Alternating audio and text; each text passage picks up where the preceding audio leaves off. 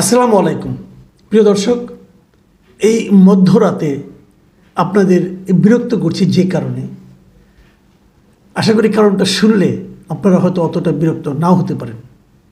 সেটা হচ্ছে বিচারপতি শামসুদ্দিন চৌধুরী মানিক, তাকে গ্রেপ্তার করা হয়েছে। সিলেট সীমান্ত দিয়ে দেশ ছেড়ে পালানোর সময় তাকে বিজিবির লোকজন আটক করে। তাকে আটক করা হয়েছে কানাইঘাট, সিলেটের কানাইঘাট উপজেলার সীমান্তবর্তী দনা এলাকা থেকে আটক করা হয়। এবং এ সংক্রান্ত দু একটা ভিডিও কিন্তু আমরা ইতিমধ্যে দেখতে পেয়েছি। একটা ভিডিওতে দেখেছি উনি একটা কলার পাতা বিছিয়ে তার মধ্যে শুয়ে আছেন। এই ডিটেল খবর এখনো পাওয়া যায়নি, হয়তো পাওয়া যাবে। নাটক করতে ওস্তাদ এই মানিক সাহেব, পলানোর সময়ও নাটক করেছেন। ভাবুন, আপনি কলার পাতা বিছিয়ে তার উপরে শুয়ে আছেন, জাস্ট এই ধরনের একটা ভিডিও দেখলাম। এবং তখনও তার কথার দাপট কিন্তু কমেনি। যারা তাদের ধরতে গিয়ে তাদের সঙ্গে নানা রকম কথাবার্তা বলেছেন। বিচারপতি শামসুদ্দিন চৌধুরী মানিককে আপনারা নিশ্চয়ই চেনেন। উনি হলেন সেই ভুয়া মুক্তিযোদ্ধা যিনি একদিনের জন্য রণাঙ্গনে যাননি, ভারতেও যাননি যুদ্ধের সময়। পুরো সময়টা উনি ইংল্যান্ডে ছিলেন। সেখানে কী করেছেন না, উনি নাকি কবে পাকিস্তান দূতাবাসের সামনে অবস্থান ধর্মঘট করেছিলেন। এই কারণে উনি মুক্তিযোদ্ধা, এবং দেশে এসে উনি মুক্তিযোদ্ধা সার্টিফিকেট কিন্তু ঠিকই বাগিয়ে নিয়েছেন।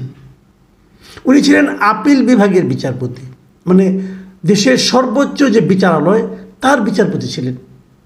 শোনা যায় উনি নাকি প্রধান বিচারপতি হওয়ার খায়েশও তার ছিল, এবং তৎকালীন সরকার তাকে না বানিয়ে এসকে সিনহাকে প্রধান বিচারপতি বানানোর কারণে উনি নাকি সবসময় সিনহার বিরুদ্ধে লেগেছিলেন।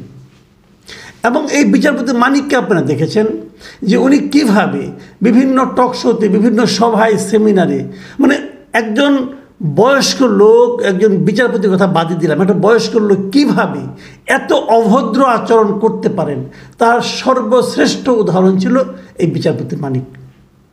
উনি যে প্রতি টক শোতে যে তার সহবক্তা যারা ছিল তাদেরকে অপমান করার চেষ্টা করতেন। এবং সর্বশেষ আমরা দেখেছি যে চ্যানেল আইতেও উনি উপস্থাপিকাকে রাজাকারের বাচ্চা টাচ্চা বলে গালাগালি করেছেন। এবং ওনার একটা কমনই ছিল, যাকে ওনার অপছন্দ হতো পাপে তাকেই উনি রাজাকারের বাচ্চা বলতেন। এবং মানে আমার দুর্ভাগ্য হলো ব্যক্তিগতভাবে উনি একবার আমার সঙ্গেও টক শোতে সেই একই আচরণ করেছিলেন। আমার অপরাধ ছিল আমি ওনার নামের আগে বিচারপতি কথাটা বলিনি, এবং উনি নানাভাবে আমাকে প্রেশার দিয়েছিলেন যেন আমি তাকে বিচারপতির নামটা বলি। এবং শেষ পর্যন্ত আমি বিরক্ত হয়েছিলাম, ভাই আপনি তো বিচারপতি নন, তখন আপনি অবসরপ্রাপ্ত একজন ব্যক্তি, তাকে বিচারপতি বলবো কেন? শেষ পর্যন্ত আমি বলিনি, এবং আমি বলেছিলাম আপনার নাম আমি মনেই রাখতে পারি না, এবং তাকে আমি সহ-আলোচক বলে মানে সম্বোধন করেছিলাম। সেটা কী নিয়েছিল, উনি এবং আরও কয়েকজন লোক, ওনার খুব ঘনিষ্ঠ লোক, এরা মিলে একটা 2200 পৃষ্ঠার বই বানিয়েছিলেন। সেই বইয়ে উনি সারা দেশের জঙ্গি মদতদাতা কারা তাদের একটা তালিকা করেছিলেন, এবং ওই তালিকায় দেশের আলেম ওলামা যারা ছিলেন, বিভিন্ন মসজিদের মাদ্রাসা যারা নাকি অধ্যক্ষ অথবা ইমাম ছিলেন, তাদের নাম ওনারা লিপিবদ্ধ করেছিলেন। আমি প্রশ্ন করেছিলাম এই দায়িত্বটা আপনাকে কে দিয়েছে? আমি প্রশ্ন করেছিলাম যে এদের বিরুদ্ধে অভিযোগ আপনি করতে পারেন, কিন্তু এই অভিযোগটা যে আপনি পুস্তকে আকারে লিপিবদ্ধ করলেন, তাদের যে মানহানি করলেন, এটা আপনি কীভাবে প্রমাণ করবেন তারা এই কাজটা করেছে?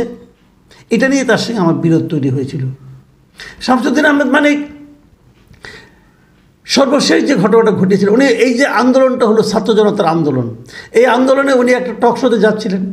যাওয়ার সময় সেখানে আন্দোলনের কারণে উনি গাড়ি করে যেতে পারেননি, হেঁটে গিয়েছেন, এবং সেটা সেটা বলেছেন ওখানে এই রাজাকারের বাচ্চারা রাস্তা দখল করে আছে, এই জন্য আমার আসতে দেরি হলো।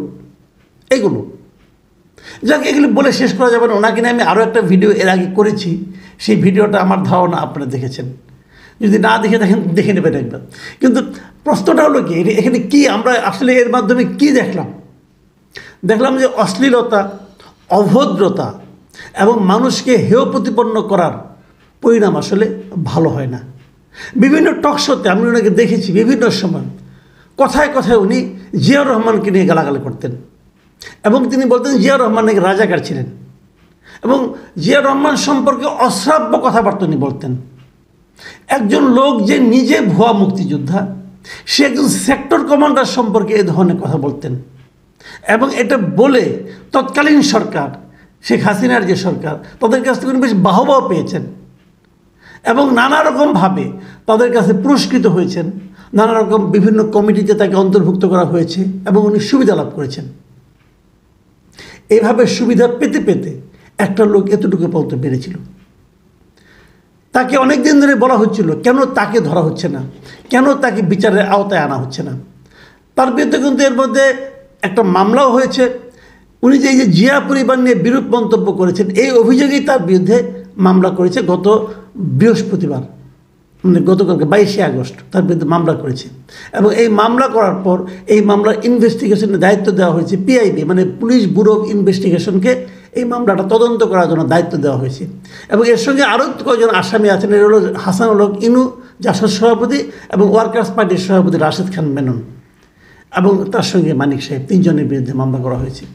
এবং আমি মনে করি এই মামলাটা খুবই যথাযথ মামলা হয়েছে।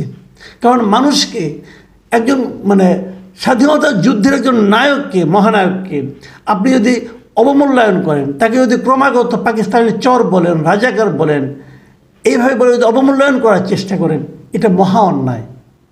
এই অন্যায়ের শাস্তি হওয়া প্রয়োজন। তা না হলে হবে কি, ইতিহাস বিকৃতির যে ধারা তারা তৈরি করছেন, এই ধারা কিন্তু চলতে থাকবে। আমরা মনে করি আমাদের স্বাধীনতা যুদ্ধ মহান মুক্তিযুদ্ধ। সেই যুদ্ধে যার যা ভূমিকা ইতিহাস যা নির্ধারণ করে দিয়েছে, তাকে সেই ভূমিকায় তাকে রাখতে হবে এবং সেভাবেই তাকে সম্মান জানাতে হবে। সেই কাজটা এরা, এই শামসুদ্দিন চৌধুরী মানিক, হাসানুল হক ইনু, এরা এই কাজটা সুকৌশলে করার চেষ্টা করেছিলেন।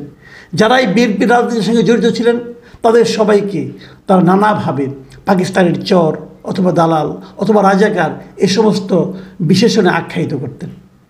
আমি আশা করব শামসুদ্দিন চৌধুরী মানিকের সকল অপরাধের বিচার হোক, এবং এই বিচারটা এমনভাবে হোক যেন সেটা একটা দৃষ্টান্ত তৈরি করে, সাধারণ মানুষ যেন বুঝতে পারে যে অভদ্রতারও শাস্তি আছে, মানুষের বিরুদ্ধে কুৎসা রটনারও একটা শাস্তি আছে, এবং সোসাইটিতে অস্থিরতা তৈরি করার যে অপচেষ্টা, সেই অপচেষ্টা যদি কেউ করে তার জন্য এ ধরনের শাস্তি নির্ধারিত আছে।